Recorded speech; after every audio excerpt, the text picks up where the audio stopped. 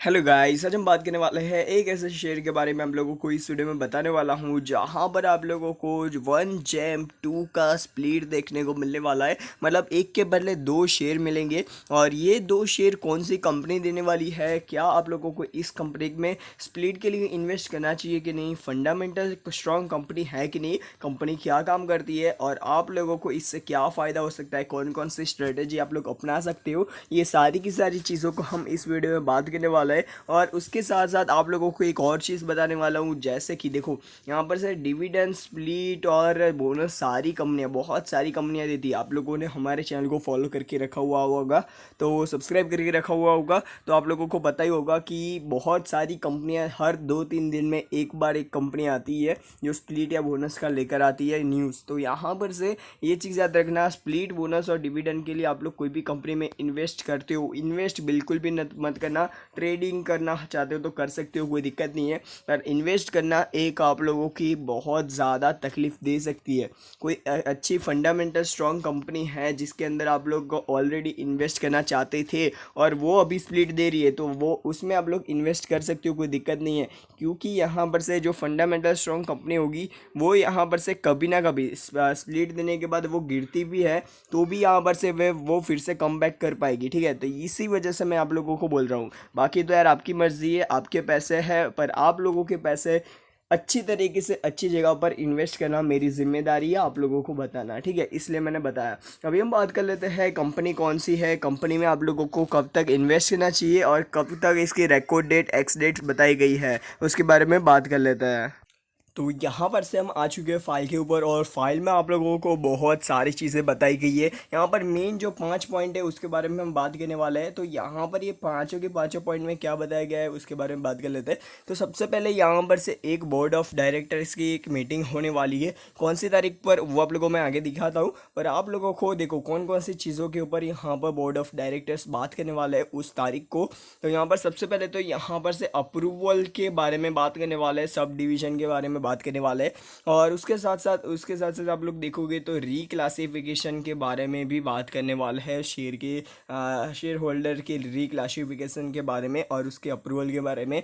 उसके साथ साथ यहाँ पर आप लोगों को एक और चीज़ आप लोगों को पता ही है कि सब डिवीज़न से जो मतलब आप लोगों को जो सब डिवीज़न मिलता है तो उसका एंड रीक्लासिफिकेशन उसका एक मतलब एक चीज़ डिसाइड करनी होती है कि कितने परसेंट का, मतलब 1 जेम 2 1 जेम 5, वो सारी सारी चीज़ों को डिसाइड करना पड़ता है, बोर्ड ऑफ डायरेक्टर्स डिसाइड करता है और अच्छी अमाउंट में इसको सब डिवीज़न करता है। ठीक है, जिससे क्या होगा, सभी लोगों को फ़ायदा हो सकता है। ठीक है, तो यहाँ पर से सब डिवीज़न तो मिलने ही वाला है और उसके साथ साथ इसका जो अप्रूवल मिलने वाला है किसका, वो आप लोगों को यहाँ पर से दिखाऊंगा। और उससे पहले यहाँ पर ये कंपनी क्या काम करती है वो भी आप लोगों को दिखाऊंगा, आगे देखो। और ये कंपनी की आप लोगों को अभी बता देता हूँ डेट क्या कौन सी रहने वाली है बोर्ड ऑफ डायरेक्टर की मीटिंग की। तो वो आप लोग देख सकते हो 27 मई को ये 2021 को ये पूरा पूरा सब डिवीज़न की डेट रहने वाली है, जहाँ पर इस डेट पर यहाँ पर से अनाउंसमेंट हो जाएगा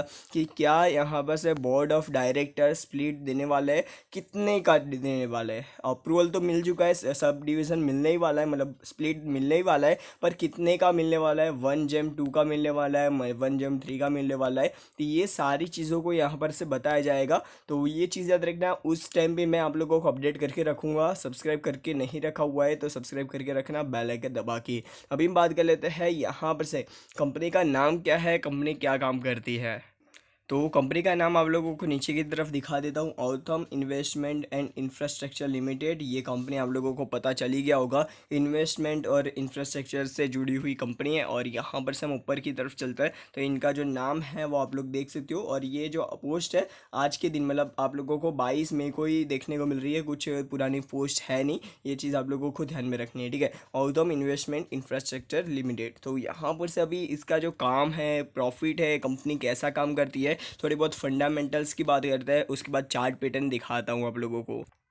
तो यहाँ पर आप लोग देख सकते हो ओथम इन्वेस्टमेंट एंड इंफ्रास्ट्रक्चर लिमिटेड करके ये कंपनी है, और यहाँ पर आप लोगों को इसका जो बिजनेस है वो आप लोगों को देखने को मिल जाता है। ये फाइनेंशियल सर्विसेज एक्टिविटीज़ करती है, और उसके साथ साथ ये कंपनी आप लोग देखोगे तो पेशेंस फंडिंग एक्टिवेशन एक्टिविटीज़ और उसके साथ साथ एक्सपेक्ट इंश्योरेंस भी ये कंपनी देती है। तो यहाँ पर इनका बिजनेस आप लोगों को पता चल गया।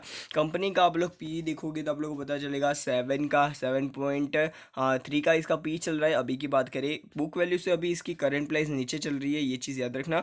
और इसके साथ साथ इसका जो आप लोग बोलोगे कि यहाँ पर से देखो ये कंपनी सेम ही है, ठीक है। तो यहाँ पर आप लोग इसका मार्केट कैप देखोगे तो 625 करोड़ का इसका मार्केट कैप देखने को मिल जाता है। सबसे पहले हाई 410 गया था, और उसके बाद लो की बात करें 52 वीक लो तो 28 गया था। तो यहाँ पर आप लोग देख सकते हो कंपनी ने बेहतरीन रिटर्न ऑलरेडी देकर रखे हुए हैं, और यहाँ पर से ऊपर जाने के चांसेस की बात करेंगे हम। पर ये चीज़ आप लोग देखना, आप लोगों को पता चलेगा हर बार ये कंपनी 52 मतलब 50 DMA की नज़दीक आती है तो आप लोगों को अच्छा खासा जंप देखने को मिल जाता है। देखो यहाँ पर से ऐसा जंप ऐसा जंप ऐसा जंप आप लोगों को थोड़ा थोड़ा करके जंप देखने मिल जाता है। यहाँ पर भी 52 DMA की नज़दीक आई 50 DMA की नज़दीक आई, उसके बाद अच्छा खासा जंप देखने मिला, और कुछ न्यूज़ आने की वजह से ये बहुत ज़्यादा भाग गई, और उसके बाद 50 DMA की नज़दीक आई, उसके बाद फिर से भागी। तो आप लोग ये चीज़ याद रखना। और उसके साथ साथ अभी कंपनी की बुक वैल्यू से ये कंपनी की प्राइस है वो नीचे चल रही है, वो इसका प्रोन्स है। प्रोमोटर होल्डिंग यहाँ पर से कम करी गई है, ये इसका कौनसा है। अभी हम बात कर लेते हैं कंपनी अपने जो पीयर्स है उसके फाइनेंस सेक्टर की कंपनी है, फाइनेंस एंड इन्वेस्टमेंट सेक्टर की। पर यहाँ पर से अपने जो पीयर्स है उसको मतलब कंपीट कर ही नहीं पा रही है। ना बुक वैल्यू के मतलब ना इसकी आप लोग बोल सकते हो कि मार्केट कैप के मुकाबले, ना आप लोग बोल सकते हो कि पी के मुकाबले। तो पी तो इसका अच्छा देखने को मिल रहा है दूसरे कंपेरिजन दूसरे के मुकाबले। तो ये एक चीज़ मेरे को अच्छी लगी। कंपनी की प्रॉफिटेबिलिटी देख लेते हैं अभी कंपनी कैसा प्रॉफिट जनरेट कर पाती है।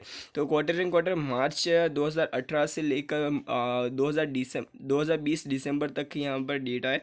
मार्च 2018 के अंदर इस कंपनी ने मैंने नेगेटिव में रिटर्न दिया था, उसके बाद यहाँ पर आप लोगों को देखने को मिल जाता है कंपनी का जो नेगेटिव रिटर्न था वो यहाँ पर से थोड़ा कम हो चुका है। पर आप लोग पिछले 2 क्वार्टर से आप लोग इस कंपनी का रिजल्ट देखोगे पिछले 2-3 क्वार्टर से, तो कंपनी का जो रिजल्ट है वो अच्छा देखने को मिल रहा है। और इसकी जो वजह है वो यहाँ पर से जो कंपनी का सेल है वो बढ़ा है, इसी की वजह से यहाँ पर से कंपनी का जो प्रॉफिटेबिलिटी है वो यहाँ पर से बढ़ती हुई नज़र आ रही है। और इनका जो आप लोग बोल सकते हो कंपनी का कंसिस्टेंस परफॉर्मेंस नहीं है। कंपनी का परफॉर्मेंस अभी आप लोगों को आने वाले 2-3 क्वार्टर में देखना पड़ेगा कि कंपनी का परफॉर्मेंस कैसा रहता है। ऐसा ही कंसिस्टेंस परफॉर्मेंस रहता है इस कंपनी का। तो आप लोग इस कंपनी के अंदर आप लोग थोड़ी अमाउंट में, मतलब आप लोग 1 लाख का पोर्टफोलियो है तो आप लोग 1000 आप लोग डाल सकते हो इस कंपनी के अंदर, ठीक है। तो ऐसे आप लोग थोड़ी सी अमाउंट में आप लोग इस कंपनी के अंदर इन्वेस्ट कर सकते हो, जो आने वाले 2-3 क्वार्टर में इस कंपनी की जो प्राइस है मतलब प्रॉफिट है, नेट प्रॉफिट, वो अच्छा देखने को मिलता है। तो अभी हम बात कर लेते हैं प्रॉफिट एंड लॉस स्टेटमेंट के बारे में। यहाँ पर भी आप लोगों को 2008 से लेकर अभी तक का यहाँ पर 2020 मार्च क्वार्टर का डेटा यहाँ पर बताया गया है। और यहाँ पर नीचे की तरफ चलता है इसका जो नेट प्रॉफिट है, पहले सबसे पहले स्टार्टिंग में बहुत अच्छा रहा था, उसके बाद यहाँ पर से गिरता हुआ आप लोग देखोगे तो आप लोगों को पता यहाँ पर गिरता हुआ देखोगे तो आप लोगों को एक टाइम ज़ीरो माइनस में भी देखने मिला था। उसके बाद यहाँ पर से बहुत ख़राब हो गया इसका परफॉर्मेंस। और पिछले 2 साल से मतलब 2019-2020 उसका जो 2020-2019 मार्च मतलब ये पूरा ईयर बहुत ही ख़राब रहा है। आप लोग देख सकते हो कितना ज़्यादा कंपनी ने लॉस किया है। और यहाँ पर अभी का 2021 का क्वार्टर बताया जा रहा है कि यहाँ पर से हो सकता है कि इसकी जो मतलब इतना ज़्यादा अमाउंट में प्रॉफिट कर पाए, इसी की वजह से इसकी शेयर प्राइस है वो बहुत ज़्यादा बढ़ गई है। 28 रुपये से 400 रुपये, यार ऐसे नहीं जाती कोई भी कंपनी, ठीक है। तो ये चीज़ याद रखना। अभी हम बात कर लेते हैं क्या आप लोगों को कंपाउंडेड सेल्स ग्रोथ और उसके साथ साथ कंपाउंडेड प्रॉफिट ग्रोथ। तो कंपाउंडेड सेल्स ग्रोथ यहाँ पर से गिरता हुआ नज़र आ रहा है, पर कंपाउंडेड प्रॉफिट ग्रोथ अच्छा खासा बढ़ता हुआ नज़र आ रहा है। तो ये चीज़ थोड़ी याद रखना। अभी हम बात कर लेते हैं कंपनी की बैलेंस शीट के बारे में। बैलेंस शीट की बात करें तो कंपनी के पास अभी के हाल में आप लोगों को 778 करोड़ रुपीज़ का रिजर्व देखने को मिल जाता है और 210 करोड़ रुपीज़ का इसका बोरोइंग है। तो ये चीज़ याद रखना। अभी हम बात कर लेते हैं, नीचे की तरफ चलते हैं। तो यहाँ पर नीचे की तरफ शेयर होल्डिंग पैटर्न, तो शेयर होल्डिंग पैटर्न आप लोग देखोगे तो कंपनी के लास्ट मतलब दिसंबर मंथ में 2019 दिसंबर मंथ में इस कंपनी की जो एक्विजिशन थी वो की गई थी और 75% का जो प्रमोटर है अपना माल ले लिया था। आप लोग देख सकते हो कंपनी का जो प्रमोटर है उनका नाम। और अभी की बात करें तो कंपनी के जो प्रमोटर्स हैं उन्होंने अच्छा खासा मार्च क्वार्टर में अपना जो स्टेक है उसको बेचा है। तो आप लोगों को ये चीज़ ध्यान में रखनी है, ये स्टेक चलो बेचा तो है, आप लोगों को ये चीज़ ध्यान में रखनी है, पर बेचा तो है, पर यहाँ पर से आप लोग देखोगे तो सारी की सारी पब्लिक ने ऑलमोस्ट सारा जो स्टेक है वो पब्लिक ने लिया है और थोड़ा बहुत 1% के आसपास का 1.03% के आसपास का FIS ने लिया है। तो हो सकता है कि यहाँ पर से FIS इतना ज़्यादा भी इस कंपनी के लिए अट्रैक्टिव है नहीं, पर ये कंपनी अच्छी नज़र आ रही है। प्रॉफिट के मामले में तो इतना ज़्यादा कंसिस्टेंट परफॉर्मेंस नहीं है, पर इसका जो फंडामेंटल्स देखिए पी बहुत ज़्यादा कम है, बुक वैल्यू से भी ये नीचे चल रही है। तो यहाँ पर से आने वाले टाइम में इसकी जो प्राइस है वो बुक वैल्यू के नज़दीक आप लोगों को आराम से देखने को मिल सकती है। तो ये चीज़ों को देखते हुए यहाँ पर इस कंपनी में शायद इन्वेस्ट किया होगा उन्होंने। तो बस आज के लिए इतना ही। वीडियो पसंद आए तो लाइक, चैनल को सब्सक्राइब करना मत भूलना। अभी चैनल के चार्ट पैटर्न, इस शेयर के चार्ट पैटर्न के ऊपर चलता है।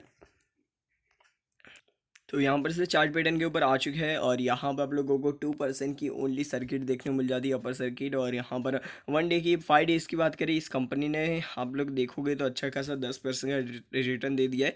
1 मंथ के अंदर 30% का रिटर्न दिया है और 6 मंथ की बात करें तो आप लोगों को 180% का रिटर्न है। और 1 ईयर की बात करें तो कंपनी ने ऑलमोस्ट 655% का रिटर्न दिया है। तो यहाँ पर मैक्सिमम चार्ट रिटर्न आप लोग देखोगे तो कंपनी की जो प्राइस थी वो आप लोग देखोगे 2019 आने के साथ साथ इसके अंदर बढ़ी है। और यहाँ पर ये बढ़ने की वजह यहाँ पर से जो एक्विजिशन थी इतनी बड़ी अमाउंट में 75% ऑलमोस्ट ये प्रमोटर्स ने एक्विजिशन की थी, इसी की वजह से यहाँ पर से शायद इस कंपनी के अंदर इतनी ज़्यादा उछाल आई थी। और यहाँ पर कंपनी का जो पिछले 2 क्वार्टर का रिजल्ट देखोगे, 1-2 क्वार्टर का, तो भी अच्छा आया है। इसी की वजह से यहाँ पर से और भी ज़्यादा अपमूव देखने को मिला है। वो अभी बात करें इस कंपनी की, आप लोग बोलोगे कि यार कंपनी में इन्वेस्ट करना चाहिए कि नहीं, तो मेरे ख्याल से आप लोगों को इन्वेस्टमेंट पर्पस से इस कंपनी में बिल्कुल भी एंटर होना नहीं चाहिए। ऑलरेडी ये कंपनी बहुत ज़्यादा ऊपर है और हो सकता है कि आने वाले समय में इसका जो प्राइस है वो लगातार नीचे गिरता देखने को मिले। तो इससे थोड़ी कंपनी से थोड़ा दूर रहोगे तो अच्छा रहेगा। पर आप लोगों को बहुत ज़्यादा रिस्क लेना है, बहुत ही ज़्यादा रिस्क, तो इस कंपनी के अंदर ट्रेडिंग कर सकते हो। ट्रेडिंग मतलब आप लोग पोजिशनल ट्रेडिंग या स्विंग ट्रेडिंग कर सकते हो, जिससे क्या होगा, आप लोग एक दिन को लो, ये इस शेयर को लो और 2 दिन के बाद या 3 दिन के बाद इस शेयर को निकाल दो, ठीक है, ऐसे भी कर सकते हो।